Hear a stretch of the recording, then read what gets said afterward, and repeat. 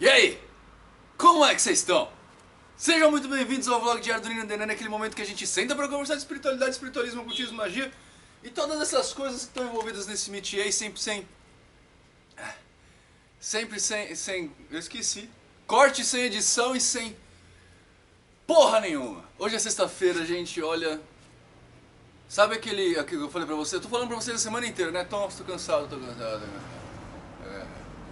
Ontem eu tava tão exausto, que eu terminei tudo que eu tinha que fazer à 1 da manhã. Fui deitar.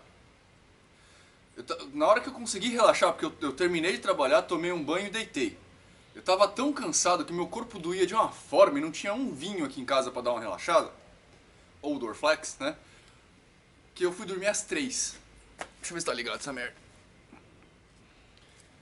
Fui dormir às 3 da manhã, cara, que bosta. Eu acordei agora às 6 da manhã, 6h30. Na verdade, eu acordei às 10 para 7 porque a Bibbles me acordou. Porque eu tinha que ir trabalhar, eu tinha que levar ela pra escola, então eu tô meio zoado. Antes de eu começar, primeiro recado de sempre, né?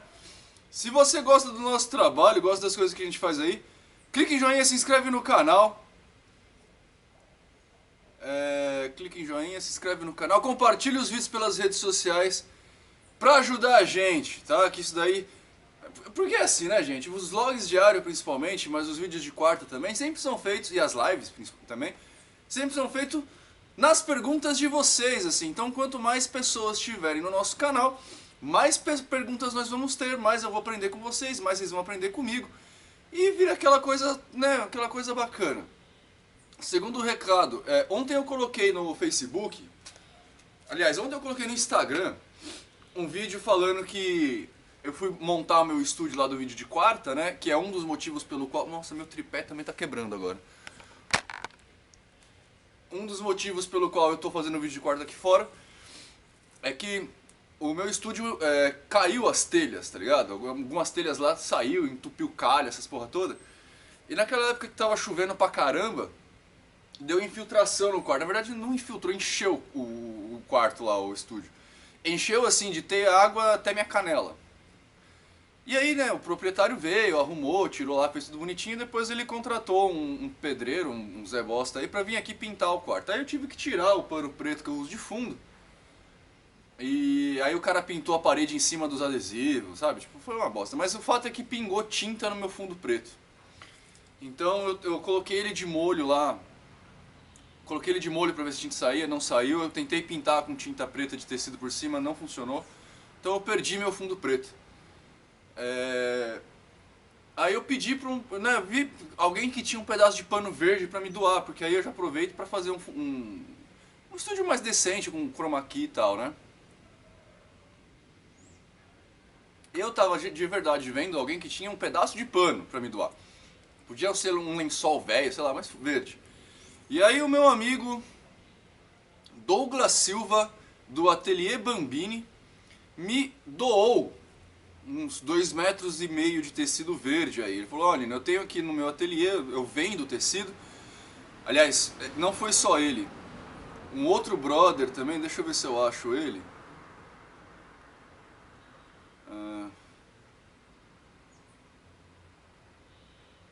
Arthur Barbosa, de repente? Não. Rafael Sobral. O Rafael Sobral entrou em contato comigo pra me doar. Ele falou assim, mano, me fala onde que você tá e qual tecido que eu compro e te mando. Então, obrigado, Rafael Sobral, pela sua, né? Mas no final das contas, o Douglas Silva falou, eu tenho aqui, eu te dou. Então, Rafael, não que eu recusei a doação, tá? Mas você não precisa gastar dinheiro com isso. Não que o Douglas também não vai gastar, mas é que já tá lá, saca? Ele compra de tonelada, então fica muito mais barato pra ele. Tá? Então, Douglas Silva do Ateliê Bambini. Deixa eu ver se eu falei direito. Ateliê Bambini, eu vou colocar o endereço do ateliê aqui embaixo. A esposa dele faz uns negócios em artesanato muito legais. Muito tchucu-tchucu, muito hashtag Ana Fofa. Então, deem uma visitada lá pra vocês verem. Se vocês quiserem dar de presente pra alguém, o bagulho é da hora, tá? Bom, esses são os recadinhos de hoje. Hoje eu não vou responder pergunta, gente. Eu acordei aqui meio... Na verdade, eu tenho pensado nisso nos últimos dias e resolvi compartilhar essa história com vocês, tá? Vai ser tipo um Reflexões de Sexta com o Nino Denani, saca? Deixa eu só colocar pra ver o tempo que eu tô usando aqui, pra não fazer vocês ficarem 30 minutos me ouvindo. Bom, é um negócio que tá de certa forma, me incomodando. Eu não sei se vocês notaram, mas eu tenho uma... Não é que eu seja fodão, não é que eu seja o cara mais inteligente do mundo, nada disso. Mas eu tenho uma maneira muito peculiar de observar as coisas, digamos assim, né? Eu gosto de enxergar as situações com um espectro um pouco maior, etc e tal. E eu tenho observado algo recorrente que aparentemente não tem incomodado só a mim. Me incomoda no sentido intelectual da coisa, tá? No sentido de incomodar psicologicamente, eu tô cagando. Mas intelectualmente vendo, ou filosoficamente observando isso, fica muito claro que a gente vive em ciclos e esse ciclo parece que está recomeçando, ou esse ciclo está realmente recomeçando, ou eu que estou começando a notar mais isso. Eu não sei se sempre acabou, mas o que acontece, né? Lá nas idas do Orkut, quando eu comecei com esse lance de internet toda, que eu tinha o Artfolk, etc e tal, o site, né? Eu comecei a perceber que a gente sofre, porque naquela época eu era ativo na Umbanda, né? Então eu percebi que a gente sofre com uma certa incongruência ou inconsistência de pensamento, para não chamar de hipocrisia. Hoje eu sei o termo correto disso, que na verdade a gente sofre de uma mente descontínua, tá? Qual que é o problema? Eu fico vendo as pessoas reclamando o tempo inteiro eu vou especificar num bandista agora, porque as outras religiões eu não conheço. Quem entra em contato comigo, em sua maioria, ainda é um bandista. A maioria das pessoas, elas ficam reclamando muito de intolerância religiosa, né? Ah, porque o evangélico, porque o católico, porque o cristão, porque o não sei o quê. Fica nessa reclamação de que todo mundo me fere, ninguém me respeita. Eu sempre achei isso muito estranho, tá? Porque, claro, eu posso ter muita sorte, mas eu nunca sofri, eu já falei isso várias vezes, episódio de intolerância religiosa. Nem na época que eu era ativo na Umbanda, eu tenho um romance publicado aí, se meu pai algum, aliás em abril vai sair o 2, e eu já estou começando o roteiro do 3, tem um livro publicado, quem quiser eu vou deixar o link aqui embaixo. Eu tinha um site Artfolk que tinha 15 mil visitas por dia. Eu já falo com você, Tito. Tinha 15 mil... Aliás, deixa eu só responder pra ele, porque deve ser coisa do curso. Eu só vou falar que eu já falo daqui a pouco, senão vai ficar me mandando mensagem. Pera aí. Confirmou-se todos os pagantes e elas não vão confirmar pagamento. Cara, eu já falo pra você, mas tudo que eu te mandei de endereço, de nomes aí, era tudo que tava pago. Eu não entrei mais no PagSeguro pra dar uma olhada, mas depois eu te atualizo. Eu tô gravando agora, já já eu te mando. Então, é sobre o curso de sexta-feira, o curso lá no Rio. Eu sempre tive perfil público e nunca sofri intolerância. Pra você ver, hoje em dia eu ando com um bagulho desse no pulso, ó, que não tem nada a ver com banda, mas quem olha pensa que tem. E eu vou trabalhar com isso, eu vou nas reuniões de trabalho com isso, eu tenho tatuagem com pentagrama. E nunca sofri intolerância de ninguém. Mas eu comecei a observar, da onde vem a hipocrisia que eu estava falando? Eu comecei a observar que as pessoas dentro da religião são as que mais têm preconceito com a própria religião, e isso é hipócrita. O Paulo Mansur, o meu brother do Papo da Banda, que fez um stand-up, o primeiro e único, né, na verdade, stand-up umbandista do mundo, não sei o que lá, do Brasil, né? Eu vou deixar também o endereço do canal dele aqui embaixo. Ele fez um vídeo falando sobre isso. Ele falou, cara, eu achei que quando eu fosse fazer o espetáculo, né, que chama Humor de Santo, eu fosse sofrer uma série de preconceitos de evangélico, de católico, essas coisas todas, né, que são os mais... Mas não, ele falou que o que eu mais sofri preconceito foi com os umbandistas. E eu vejo várias coisas acontecendo, né, o Roberto Manstein, que é um brotherzinho aí que tá bem ativo no meu canal, que tem um canal aí que tá crescendo, etc e tal. ele fez recentemente um vídeo falando sobre uma resposta que eu dei sobre um ato de preconceito hipócrita que eu vi na timeline. No caso era do pai Ronaldo Linhares. Eu não tenho nada contra o pai Ronaldo Linhares, eu conheci o pai Ronaldo pessoalmente. A época que a Umbanda fez 100 anos, eu fui lá na Câmara Municipal de São Paulo participar da solenidade do centenário da Umbanda. Ele estava lá, a gente se conheceu. Eu, quando vou no Montanhão, a gente se conversa, eu gosto muito dele, eu achei ele um sujeito, um senhorzinho muito bacana. Não tenho nada contra a figura dele, tá? De novo, discutir ideias não é discutir pessoas. Eu não tenho nada contra a figura dele, espero que ele não tenha nada contra a minha também. Mas ele fez um post falando aí que a Umbanda é uma religião afro, não é judaico-cristã, e que por isso os terreiros, a gente já se livrou da Inquisição papal, então a gente tem que abrir na quaresma sim, que, né, com um tom um pouco incisivo, que eu falei assim, o principal questão no post dele é, a gente tem liberdade de escolha de crença, né, a gente pode escolher no que a gente quer acreditar, mas vocês têm que abrir na quaresma. Vocês não percebem que tem uma coisa errada nesse negócio? Porque se eu tenho liberdade de crença, eu posso acreditar, inclusive, que eu não preciso abrir na quaresma. Tipo, a Casa da Maria Rosa abre na quaresma. Eu tenho amigos que têm centros que não abrem na quaresma. E não é motivo de queda nisso, sabe? Tipo, a gente não tem como ter uma informação concisa de que é possível ou não é possível abrir na quaresma.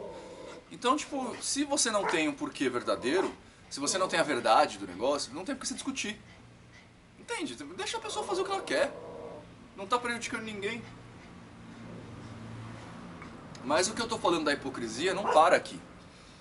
E isso é uma coisa que é muito focal nas religiões. Eu sempre falo para todo mundo aqui no canal. A religião é um ato cegante. A religião é uma trave no olho. Gente, para, eu tô falando. A religião é uma trava no olho. Por quê? Porque a pessoa tende, e não importa quem é, cara, não importa, tá? Agora tem um ou outro que tá fugindo da caixinha aí. Que eu achei que na época do Orkut estava acontecendo, mas parece que tá voltando agora. Que a pessoa, eu não sei se ela se entrega com muito amor ao que ela tá fazendo, com amor demais, ou com muita inocência, ou com muita burrice ao que tá fazendo, acha bonito, tira uma foto de um ato qualquer e põe na internet. E aí o que acontece? As pessoas em volta daquilo crucificam essa dita pessoa. Um exemplo muito crasso disso, há um tempo atrás estava rolando um videozinho no YouTube, no Facebook, de uma gira aparentemente de Exu Mirim. E entre os médiums lá tinha um com uma mascarazinha de carnaval, de diabinho, sabe? Uma mascarazinha branca com chifrinho, não sei o quê. E a galera, não, porque isso é ridículo, porque isso é horrível, porque isso é não sei o quê. Primeiro, aquilo era um recorte de uma realidade. Você não sabe se o Exu Mirim, de repente, colocou aquilo pra zoar. Porque na maioria dos terreiros, a figura do Exu Mirim é uma figura de uma criança sapeca, uma criança travessa.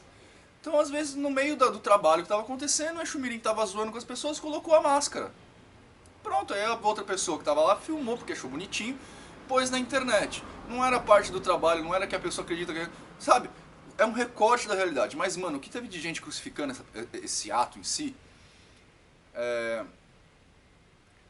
Recentemente, eu acho que 2 dias atrás, eu recebi um post de uma gira, acho que de um banda traçada. Não sei. Também era um recorte de realidade. Onde tinham várias pessoas vestidas dessas roupas típicas de orixá, saca? Tipo, que a gente vê geralmente na internet. Só que aí, no meio da brincadeira toda, os caras estavam tocando, tinha tabaco, etc e tal, e tinha uma guitarra. E o pessoal achou um absurdo. E me mandaram um vídeo, eu falei, gente, eu toco violão na gira. Na gira de Exu eu toco guitarra.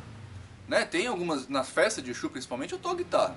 A Sinhá lá, a pombagira líder do terreiro, adora Evanescence. Eu toco Evanescence na gira. E aí? Qual o problema? Só porque ele é um espírito guia, ele não pode ter gosto pessoal? E isso não é nem o problema é por que você está condenando a pessoa que está fazendo outra coisa. Saca? Tipo, deve ter coisas no seu terreiro que pra quem tá de fora é tão ridículo quanto. Mas você não percebe. E o fato de não perceber não é um problema. O fato de você não perceber que se faz ridículo não é um problema. O problema é o fato de você condenar a outra pessoa que está fazendo alguma coisa.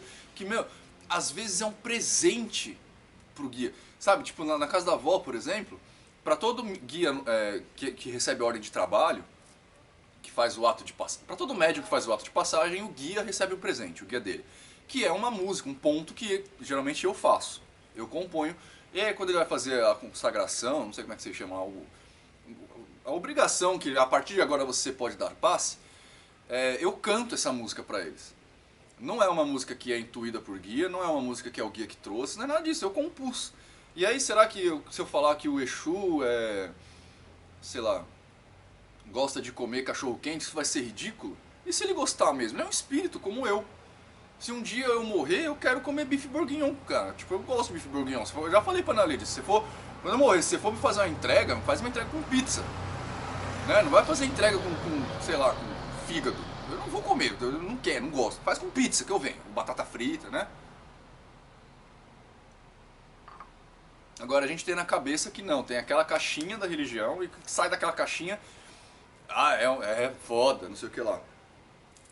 Então esse ato acaba fazendo as pessoas agirem com preconceito para com os seus semelhantes mais próximos. Tá? Porque a gente geralmente fala assim, você ser um bandista e ter preconceito contra evangélico é um ato de preconceito, mas ele está distante de você, ele está em outro quesito, outra caixa.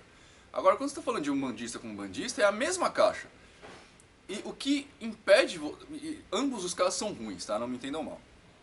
Mas o que impede você perceber que você está sendo um imbecil é a sua religião. É tão horrível esse negócio, que ela impede, é por isso que eu falo que religião emburrece, né?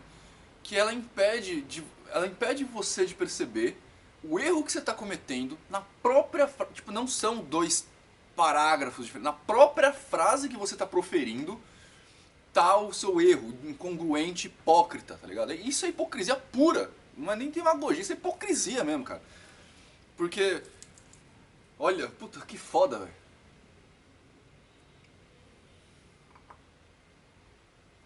Eu de verdade não consigo. É claro que assim, o tio Nino, né, eu não vou falar na terceira pessoa, eu tenho na minha linha de aprendizado uma base hermetista. O core do pensamento hermetista, que eu estava conversando com o Carlos Gressler na última live, vocês devem ter acompanhado quem viu a última live, que eu falei para ele, você está indo por um caminho muito legal, né? Qual que é o core do pensamento hermetista? É o mesmo core da ciência. Lógico que a gente está no pensamento místico, mas é o mesmo core da ciência. É buscar o fio guia. A ciência busca a expressão que vai explicar o mundo todo, a teoria do tudo, né? A ciência busca por essa expressão matemática que vai explicar o todo o universo, vai ser explicado por aquilo.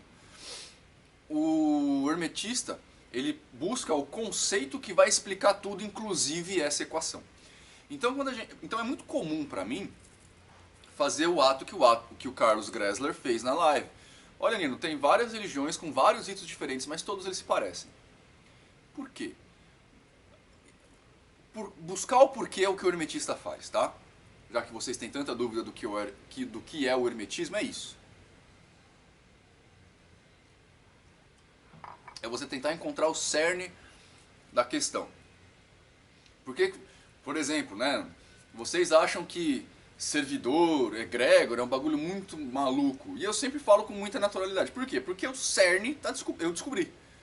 Entendeu? É lógico que essa busca sempre é individual, sempre tem os mestres para auxiliar, mas o buscar é individual. Então não fico imaginando que eu vou dar o porquê das coisas para vocês, não. Até porque não teria graça, nem mérito. Mas, se você for olhar... E por isso que... Né, isso tem a ver também com uma outra questão. Geralmente as pessoas que aparecem no meu canal novas, e isso aconteceu ontem com uma pessoa, a pessoa que fez isso não se sinta...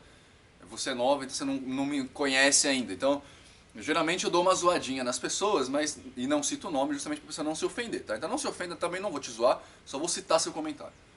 Que a pessoa aparece aqui e fala assim, Nino, nossa, como você tem conhecimento. Eu não tenho conhecimento tanto assim, tá? Mas essa é outra questão. O comentário geralmente vai no tom de, Nino, você tem tanto conhecimento disso, daquilo outro. Que religião você é? Gente, eu tenho tanto conhecimento justamente porque eu não tenho religião. Tipo, não é possível ter as duas... Desculpa, mas não é possível ter as duas coisas, tá? O Roberto Manstein aí mesmo que tá... Ele é pai de santo, pelo que eu entendi, há bastante, tem 30 anos de pai de santo, aí 35 anos de pai de santo. Né? Ele tem lá o que ele chama de Umbanda Simples, que é uma Umbanda muito particular. Ele me mandou a apostila preparatória da casa dele, que tem explicando direitinho a doutrina dele. Eu li, viu, Carlos? Roberto. Puta, fudeu. Eu tô falando o nome errado. Carlos Gressler, Roberto Manstein. Eu acho que é isso. Deixa eu ver se eu não tô falando merda aqui, peraí. Ai meu Deus, agora eu fiquei com dor na consciência. Eu vou colocar o canal dele aqui embaixo, tá? É um canal novo, tá começando aí. Roberto Carlos, por isso, né? Roberto Carlos Manstein.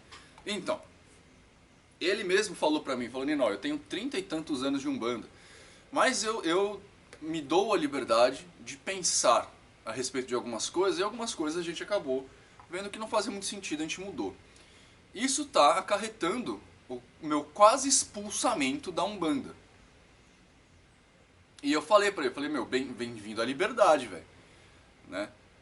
Porque as pessoas, ele falou isso pra mim por quê? Pelo mesmo motivo que eu saí. As pessoas em volta não estão preparadas para ver além daquelas paredes que a religião te impõe. E a religião impõe paredes, não adianta, a religião te impõe paredes. Se você entrar em qualquer canal do YouTube de Umbanda,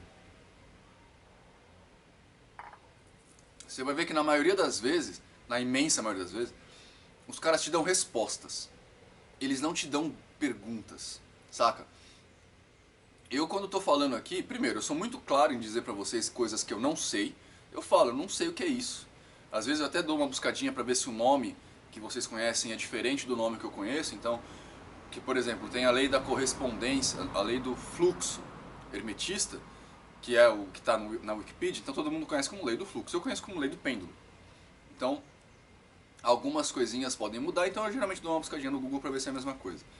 Eu sou muito claro em falar as coisas que eu não sei as coisas pra vocês, quem assiste a live vê. E eu sou muito claro em deixar claro que o que eu falo é uma outra questão que você tem que levar em conta. Mas não é a verdade, sabe?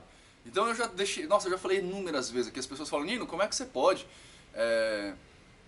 falar que espíritos existem? E eu falo, gente, eu não... Aliás, como é que você pode provar que espíritos existem? Eu falo, gente, eu não posso provar, logo, por isso mesmo eu não passo como verdade que espíritos existem. Eu acho, eu acredito. Acreditar e saber é diferente. Eu acredito que espíritos existem, mas você tem toda a liberdade de escolher um outro caminho. Eu não tenho como provar, então não tenho o que falar. O que é diferente de quando eu falo coisas que são cientificamente comprovadas. Né? Por exemplo, o tal do chá do ayahuasca lá, que todo mundo fala que é enteógeno, né? Eu nunca tomei, mas eu sei os efeitos dele. Por quê? Porque a ciência já pesquisou, já fez em ratinho, já fez em macaco, já sabe que o bagulho acontece. Né? Já sabe que aquela porra daquele DMT não é produzido pela glândula pineal. E na verdade eu não achei nenhum estudo clínico sério. Clínico sério é um estudo que está publicado em indexador científico, que fala que o nosso corpo produz DMT pela pineal. Tá? Eu não achei.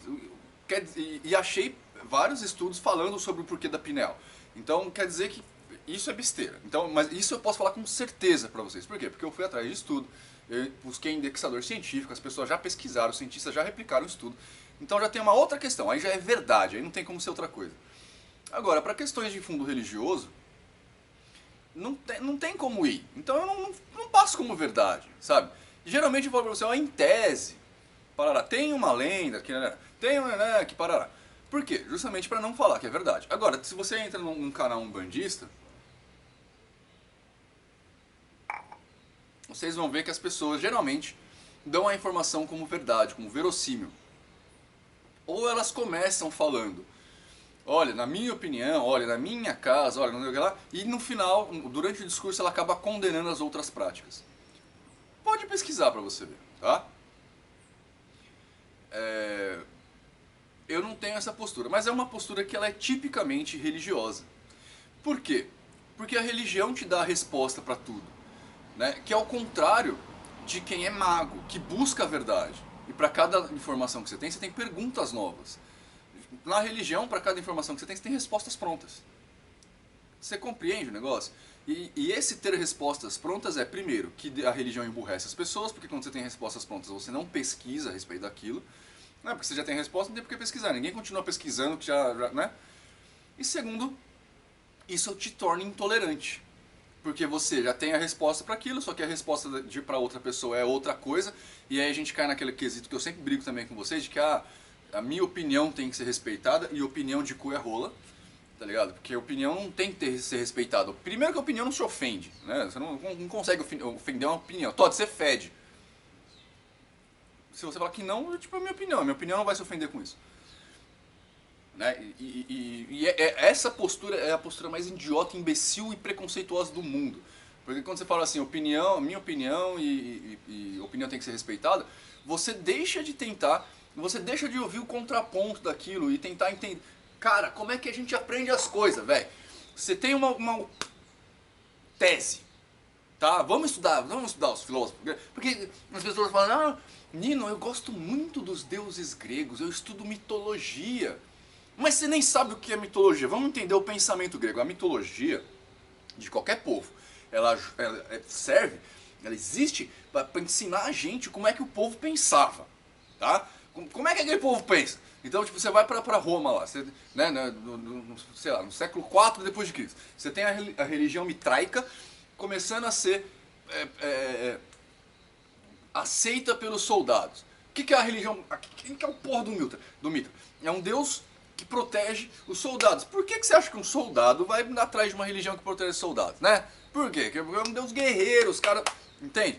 Então quando você vai estudar a mitologia grega, entende? A gente tem um pensamento grego de síntese. O que é uma síntese? Você tem uma tese, que é a sua ideia, a sua opinião. Você tem uma antítese, que é a opinião contrária à sua opinião. Vocês conversam.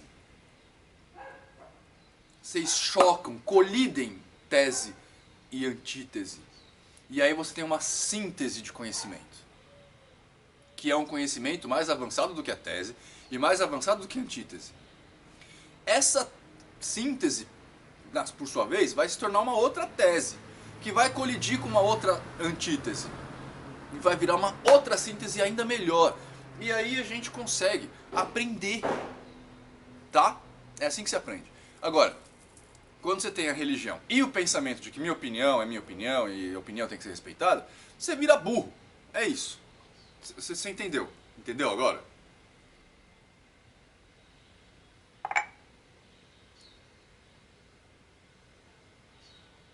Você quer ver como um exemplo prático de que a religião cega? Há muito tempo atrás, eu estava conversando com um camarada. Eu não tenho recebido mais vídeos dele, provavelmente ou ele desfez a amizade ou me bloqueou, alguma coisa assim. Ele estava começando fazendo umas lives no YouTube, ele é um bandista, tem no centro. Fazia umas lives, eu até gostava das lives dele, já até provoquei ele algumas vezes, nesse sentido. Mas o caso não é esse. Ele fez uma live e eu comecei a comentar, a conversar com ele a respeito do assunto que ele tinha tratado. E entrou uma terceira pessoa na conversa. Ele estava falando, a gente acabou caindo no quesito amarração. E aí ele falou assim, olha, amarração não faz bem pra ninguém, isso aqui. Aí eu perguntei pra ele, eu falei, qual é a propriedade que você tem pra falar sobre bem? Percebam, ele falou que a amarração não faz o bem, a amarração é do mal. E eu perguntei pra ele qual é o conceito dele, qual é a propriedade que ele tem pra falar sobre bem e mal. Eu não estou atacando a pessoa, pelo contrário, eu gostava muito dele, não sei se ele me segue ainda, mas eu gostava muito dele, ele conversava muito bem comigo. E ele entendeu, a gente começou a conversar. Por quê? Porque existem, eu sei que todo mundo fala, ah, Umbanda não faz amarração. Primeiro que isso daí é uma falácia do inferno. Ah, Umbanda não faz amarração. Isso se chama falácia do escocês verdadeiro. O que é uma falácia do escocês verdadeiro? É quando você fala assim, ah, o verdadeiro escocês toma cerveja. Ou o verdadeiro carioca samba, gosta de samba. Aí tem aquele carioca que não gosta de samba, ele deixa de ser carioca, que não gosta de samba. Entendeu? Essa é a falácia do escocês verdadeiro. Então, tipo, tem um cara que trabalha na Umbanda, mas o cara tem na cabeça dele que fazer a amarração é legal. Você vai falar que não é Umbanda só por causa disso? Né? Isso é falácia do escocês verdadeiro. Enfim. E a gente tava indo por esse caminho, tá? E eu tava perguntando pra ele, olha, não dá pra gente afirmar esse tipo de coisa. Primeiro, porque a gente recorre nessa falácia. Segundo, porque fazer a amarração ou não é um ato muito pequeno perante um trabalho enorme que a pessoa pode fazer. que deve ser, né?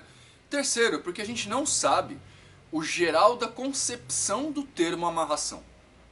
E a gente abordou isso numa terça divina, lá no canal da Ana, né? Que uma vez eu ouvi de uma pessoa que a amarração não é o ato de você fazer a pessoa sair do casamento.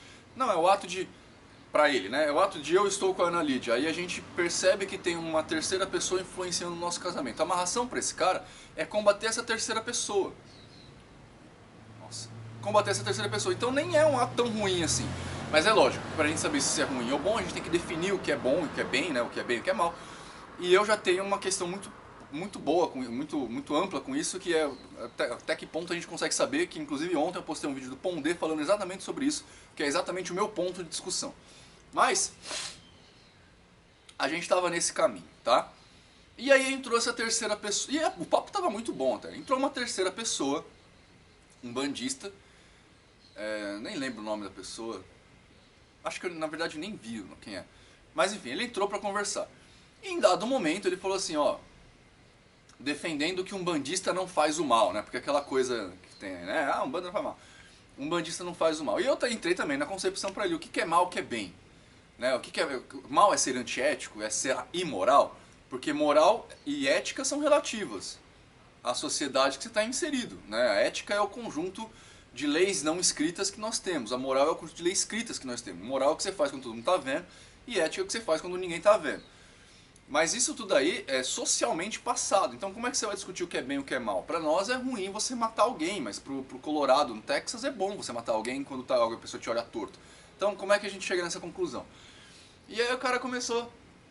Primeiro, ele começou a me atacar pessoalmente, né? Porque é isso que religioso faz, né? Porque o argumento não se sustenta, aí começa a atacar a pessoa.